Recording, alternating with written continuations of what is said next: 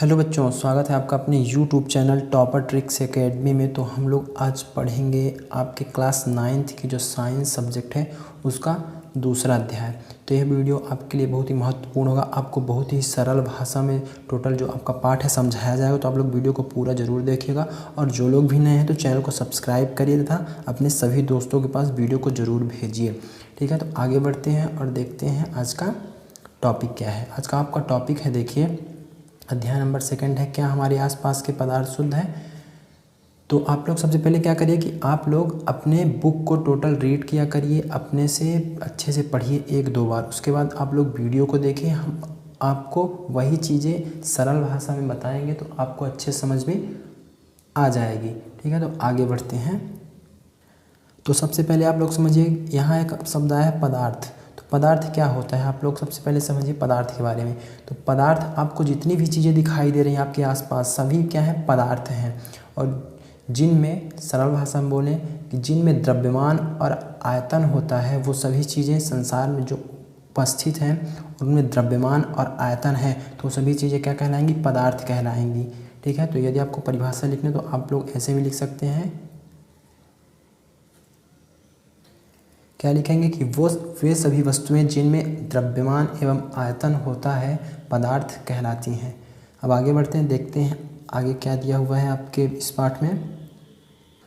आगे आपकी बुक में दिया हुआ है मिश्रण क्या है, मिश्रण के बारे में। तो मिश्रण क्या होता है, मिश्रण को पहले समझिए कि किन्हीं भी 2 पदार्थों को आप लोग जब मिला देंगे तो बनी हुई नई चीज़ क्या कहलाएगी, मिश्रण कहलाएगी। जब 2 चीज़ों को मिला देंगे तो क्या होगा, 2 या 3 चीज़ों को मिला के बनाएंगे तो क्या होगा, वो मिश्रण हो जाएगा। 2-3 चीज़ों का या उससे ज़्यादा चीज़ों का मिश्रण हो जाएगा। देखिए, मिश्रण एक या एक से अधिक शुद्ध तत्वों या यौगिकों से मिलकर बना होता है तो उसको मिश्रण बोला जाता है। एक या एक से अधिक शुद्ध तत्वों या यौगिकों से मिलकर बना होता है, उसको क्या बोलते हैं, उसको मिश्रण बोलते हैं। या यहाँ शब्द आया है आपके सामने तत्व और यौगिक। तत्व और यौगिक क्या होते हैं, चलिए हम आपको एक बार फिर से बता देते हैं।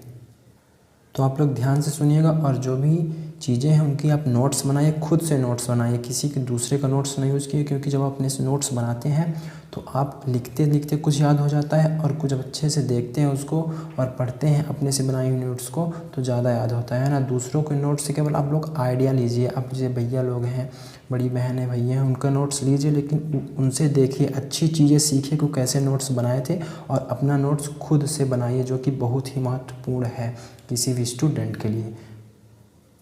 तो देखिए, तत्व क्या होता है। तत्व को आप लोग अपनी नोट्स में लिखेंगे। तत्व रासायनिक तत्व द्रव्य का मूल रूप है जिसे रासायनिक विधि से सरल पदार्थों में परिवर्तित नहीं किया जा सकता है। अर्थात तत्व को उससे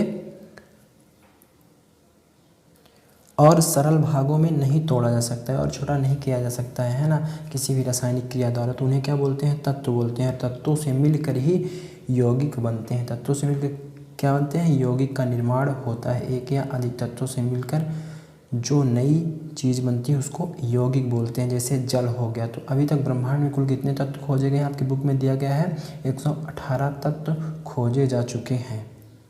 जैसे उदाहरण के लिए ले लीजिए, hydrogen, helium, lithium, beryllium, boron, carbon, nitrogen, oxygen, ये सभी क्या है, ये सभी तत्व के अंतर्गत ही आते हैं और यही मिलके एक यौगिक का निर्माण करते हैं। जैसे जल हो गया, यौगिक क्या हो गया, जल होगा। जल का निर्माण कैसे होता है, जल का रासायनिक सूत्र क्या होता है, रासायनिक सूत्र तो होता है H2O। 2 H क्या होता है, H2 और O होता है ना। तो 2 हाइड्रोजन और 1 ऑक्सीजन जब मिलते हैं तो क्या हो जाता है, यौगिक हो जाता है। और वो जो दोनों जो दोनों तत्व मिलते हैं उनके व्यवहार बदल जाते हैं, एक समान व्यवहार नहीं रहते हैं। जब वो यौगिक बन जाते हैं तो उसका गुण परिवर्तित हो जाता है। जैसे हाइड्रोजन दूसरे प्रकृति की थी और जो ऑक्सीजन थी वो दूसरे प्रकृति की। जब इनको दोनों को मिला दिया जाता है रासायनिक क्रिया द्वारा, 2H और 1 O, H2O है ना, तो बनता है। तो पानी की प्रकृति क्या होती है, पानी की प्रकृति जल की प्रकृति थोड़ा अलग होती है इन दोनों से। ठीक है, अब यदि आपको यौगिक की परिभाषा लिखना है तो आप लोग लिखिए, जब 2 या 2 से अधिक तत्व रासायनिक संयोग करते हैं तो यौगिक बनते हैं। और जब तत्व संयोग करके यौगिक बनाते हैं तो अपने व्यक्तिगत गुण खो देते हैं, उनमें नए गुण आ जाते हैं। जैसे जल में एकदम से नया गुण होता है। H और हाइड्रोजन और ऑक्सीजन मिलकर जब जल बनाते हैं तो उसका गुण क्या होता है, उसका अलग ही गुण होता है। इसी प्रकार आपके डेली यूज से संबंधित एक और उदाहरण है यौगिक का, देखिए NaCl है, सोडियम क्लोराइड जिसको बोलते हैं NaCl ये लिखा हुआ है, सोडियम क्लोराइड जिसको नमक बोला जाता है, इसका रासायनिक नाम क्या होता है, सोडियम क्लोराइड, और रासायनिक सूत्र क्या लिखेंगे, NaCl। ठीक है, ये भी एक यौगिक है जो कि 2 तत्वों से मिलकर बना हुआ है। उम्मीद है आपको अच्छे समझ में आ रहा होगा। यदि आपको और भी कुछ चाहिए अपडेट तो आप लोग कमेंट के माध्यम से ज़रूर बताइए, और अपने दोस्तों के पास वीडियो को ज़रूर शेयर कीजिए, क्योंकि हम बड़ी मेहनत के साथ आपके लिए वीडियो लेकर आते हैं, वो भी टोटल वीडियोस फ्री में है, इनका कोई भी पैसा नहीं लिया जाता है।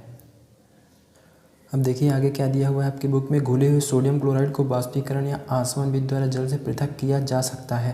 अब देखिए जैसे यदि आप लोग जल में क्या करिए, नमक को घोल दीजिए, सोडियम क्लोराइड हमने अभी आपको बताया NaCl क्या होता है, नमक होता है, नमक का रासायनिक नाम क्या है, सोडियम क्लोराइड। आप लोग ज़्यादा से ज़्यादा रासायनिक नाम याद करने का प्रयास कीजिए और उनका सूत्र भी याद करिए, क्योंकि आगे चल के बहुत ही काम आने वाली हैं चीज़ें। ठीक, तो उनको कैसे अलग किया जा सकता है, जैसे घोला हुआ है जल और नमक, तो उनको बाष्पीकरण विधि द्वारा, बाष्पीकरण विधि क्या होती है, इसमें क्या होता है कि क्वथनांक से कम ताप पर ही कोई द्रव क्या होता है, वाष्प बन जाता है, वह उड़ जाता है। सरल भाषा में बोला जाए तो वह क्या होता है, उड़ जाता है उस स्थान से। तो क्या बचेगा, केवल सोडियम क्लोराइड बचेगा। जब जल वहाँ से वाष्प बन के उड़ जाएगा तो क्या बचेगा, सोडियम क्लोराइड, केवल नमक बचेगा। तो इस तरह से हम नमक और जल को अलग कर सकते हैं इस विधि द्वारा। आइए हम आपको थोड़ा सा चित्र के माध्यम से समझा देते हैं। जैसे ये तत्व दिया गया है ना, तत्व हाइड्रोजन के अणु हो गए, किस तरह से ये देखिए अलग अलग हैं एकदम, है ना।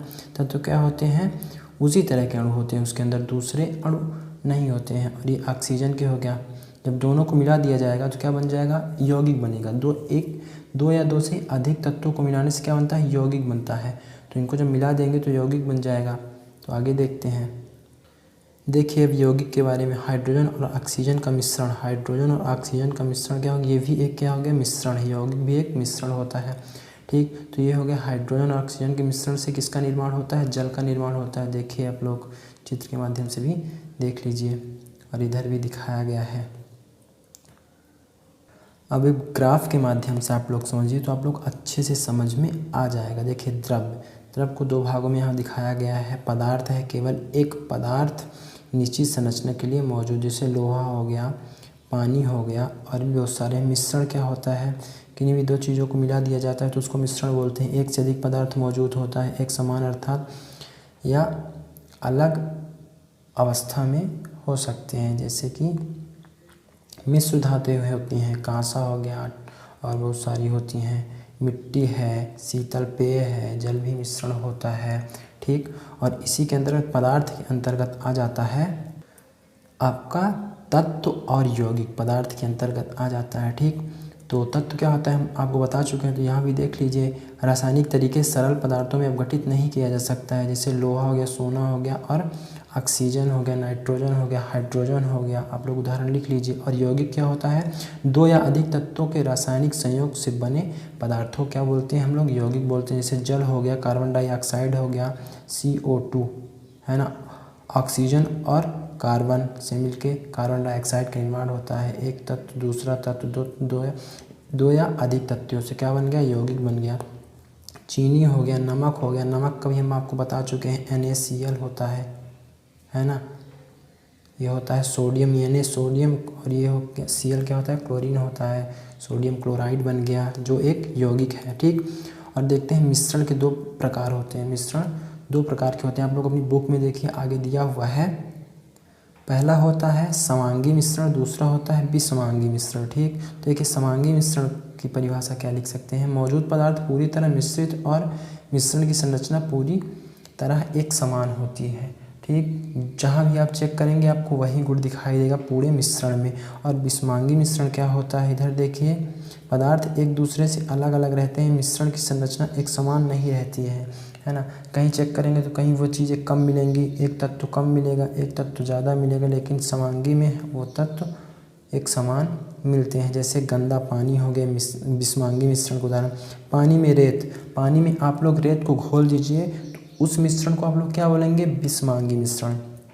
ठीक, मिट्टी हो गई और रक्त हो गया। रक्त भी क्या होता है, विषमांगी मिश्रण होता है, क्योंकि इसके अंदर प्लेटलेट्स होते हैं, वाइट सेल्स होते हैं और रेड सेल्स होते हैं।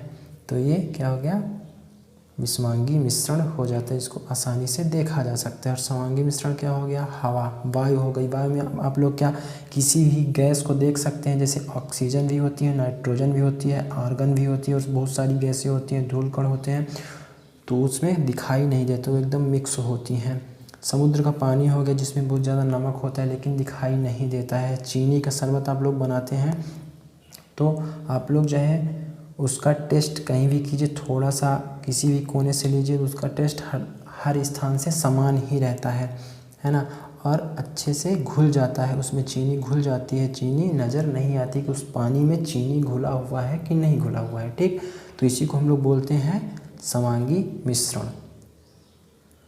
और सरल तरीके से समझिए तो विषमांगी मिश्रण वो होते हैं, जैसे आप लोग बाज़ार से नमकीन लाते हैं तो नमकीन में बहुत सारी चीज़ें मिली होती हैं ना, तो वो भी एक मिश्रण है, लेकिन आप लोग उसको आसानी से देख सकते हैं, आसानी से अलग कर सकते हैं। तो वो क्या, उसको क्या बोल सकते हैं, कौन सा मिश्रण वो नमकीन होती है, वो होती है आपकी विषमांगी मिश्रण। और आप लोग अगर जो चीनी में पानी में नमक घोल दीजिए, चीनी घोल दीजिए, नींबू घोल दीजिए, तो आप लोग को अच्छे से दिखाई नहीं देगा। बिना टेस्ट किए आप नहीं बता सकते हैं कि इसमें क्या घुला हुआ है ना। तो होता है समांगी मिश्रण। उम्मीद है आप लोग अच्छे से समझ में आ चुका होगा। तो आप लोग चैनल को सपोर्ट करिए और ज़्यादा से ज़्यादा बच्चों को जोड़े, ताकि आप लोगों को इसी तरह से हिंदी माध्यम के अच्छे वीडियो मिलते रहें। और प्यारे बच्चों, जो भी क्रियाकलाप दी हुई है आप लोग उसको करिए, अपने शिक्षक की मदद से करिए। ठीक है, तो अगर जो आपको कहीं भी समझ में ना आए तो आप लोग कमेंट कर सकते हैं, या कि व्हाट्सएप में भी हमसे पूछ सकते हैं, अपने शिक्षकों से भी पूछ सकते हैं। देखिए आपको ये क्वेश्चन दिए गए हैं अब आगे, तो हमने इसका भी बता दिया, पदार्थ से आप क्या समझते हैं वो भी बता चुके हैं, और समांगी और विषमांगी मिश्रण के बारे में हमने आपको अच्छे से बता दिया है कि इनको आप लोग अच्छे से नहीं पकड़ सकते हैं, इनको अच्छे से देख सकते हैं। कि जैसे और भी बता दें तो समांगी मिश्रण हो गया, उदाहरण दे चुके हैं कि जल में चीनी, जल में नमक डाल दीजिए, जल में नींबू डाल दीजिए, वो हो गया समांगी मिश्रण हो गया। और विषमांगी मिश्रण आप लोग रेत मिला दीजिए, चीनी में रेत मिला दीजिए, या कि जल में रेत मिला दीजिए। तो ऐसी चीज़ें जो कि हमको डायरेक्ट दिखाई दे जाए, उनको थोड़ी देर तक छोड़ने के बाद वो जो विलेय होता है वो नीचे बैठ जाए तली पे, तो वो हो जाता है आपका विषमांगी मिश्रण हो जाता है। समझ में आ जाता है हमको, हम लोगों को देखने से ही। ठीक, तो आप लोग ऐसे ही लिख सकते हैं दोनों में अंतर।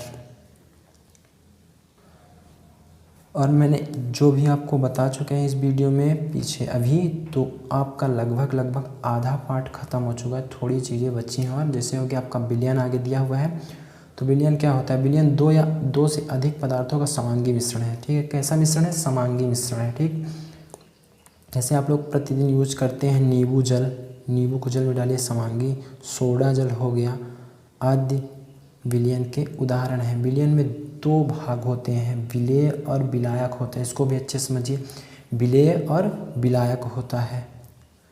ध्यान से सुनिएगा इसको कि विलेय क्या होता है, ऐसी चीज़ जो कम मात्रा में होती है, विलयन में कम मात्रा में होती है, उसको हम लोग क्या बोलते हैं, विलेय बोलते हैं। जैसे आप लोग जल में शरबत बनाते हैं तो जल में क्या डालते हैं, चीनी डालते हैं। तो 1 या 2 चम्मच चीनी डालते हैं जल में, और जल कितना होता है, 1 गिलास होता है। तो जो विलेय होता है वो चीनी क्या हो गई, विलेय हो गई। और जो जल है वो क्या होता है, विलायक होता है। विलेय और विलायक, विलेय प्लस विलायक को मिला के हम क्या बोलते हैं, विलयन बोलते हैं। चीनी में जल को डाल दिया जाता है, या जल में चीनी को डाल दिया जाता है, वह एक समांगी मिश्रण बन जाता है, जिसे हम विलयन बोलते हैं। विलयन के 2 भाग होते हैं, विलेय और विलायक। जिसमें चीनी विलेय है, जो कम मात्रा में होती है उसको विलेय बोलते हैं, और जो अधिक मात्रा में होता है उसे विलायक बोलते हैं। उम्मीद है आपको अच्छे समझ में आ चुका होगा। तो अब आगे बढ़ते हैं।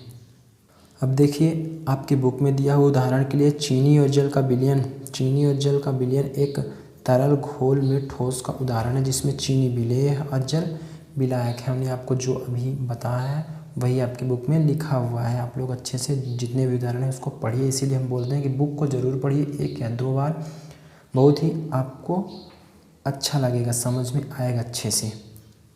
अब आगे क्या पढ़ लेंगे आप लोग, विलयन के गुण पढ़ लेंगे। ठीक है, विलयन एक समांगी मिश्रण होता है, हम आपको समझा चुके हैं। विलयन के कण व्यास में 1 नैनोमीटर 10⁻⁻9 मीटर को बोलते हैं से भी छोटे होते हैं, इसलिए वे हमें आँखों से दिखाई नहीं देते हैं, है ना। इसी तरह से आप आगे भी पढ़ लेंगे। अब आगे बढ़ते हैं, दूसरी चीज़ हम लोग देखते हैं। एक महत्वपूर्ण जो गुण है विलयन का, देखिए कि छानने के विधि द्वारा विलयन के कणों को विलेय के कणों को जो कम मात्रा में मिलाया जाता है उनसे विलयन में से पृथक अर्थात अलग नहीं किया जा सकता है। क्यों? क्योंकि वो बहुत छोटे होते हैं। जैसे आप लोग अगर पानी में चीनी घोल दिए तो क्या आप लोग छानन विधि द्वारा अपनी छन्नी से छान के क्या निकाल सकते हैं चीनी को बाहर? नहीं निकाल सकते हैं, है ना। वही ये बोल रहा है, विलयन को शांत छोड़ देने पर भी विलेय के कण नीचे नहीं बैठते हैं। यदि आप लोग घोल के नमक और पानी को घोल के थोड़ी देर के लिए रख दें शांत, तो क्या नमक नीचे बैठ जाता है? तली में नहीं बैठता है, क्योंकि वो पूरी तरह से घुल जाता है। इसीलिए उसको बोलते हैं समांगी मिश्रण, अर्थात विलयन स्थायी है। इस तरह के विलयन को बोलते हैं स्थायी विलयन बोलते हैं, जो हरदम घुला रहता है। और जो विषमांगी होता है, जैसे पानी में बालू घोल दीजिए, विषमांगी होता है, उसको छोड़ देंगे थोड़ी देर के लिए तो तली में बालू जाके बैठ जाएगा। तो प्यारे बच्चों, इस वीडियो में इतना ही। मिलते हैं नेक्स्ट वीडियो में। थोड़ा सा ये पार्ट आपका और बचा हुआ है। जैसे ये आगे जो दिया हुआ है, देखिए क्या दिया है, विलयन की सांद्रता। विलयन की सांद्रता से यहाँ से क्या होता है, विलयन गाढ़ा या विलयन पतला, है ना। सांद्र या तन, सांद्र का मतलब गाढ़ा, तन का मतलब पतला। हम आपको अच्छे समझाएंगे एकदम सरल भाषा में, ठीक। तो आप लोग वीडियो को ज़्यादा से ज़्यादा शेयर कीजिए अपने दोस्तों के पास, और जो लोग भी नए हैं तो चैनल को सब्सक्राइब कर लीजिए। आप लोगों को हिंदी माध्यम के सभी वीडियो फ्री में उपलब्ध करवाए जाएंगे। एकदम अच्छे से समझाया जाता है इस चैनल में। आपको और भी वीडियो मिलेंगे, मैथ्स के मिलेंगे, हिंदी, इंग्लिश, सभी सब्जेक्ट के वीडियो आपको मिलेंगे। तो मिलते हैं नेक्स्ट वीडियो में। जय हिंद, जय भारत।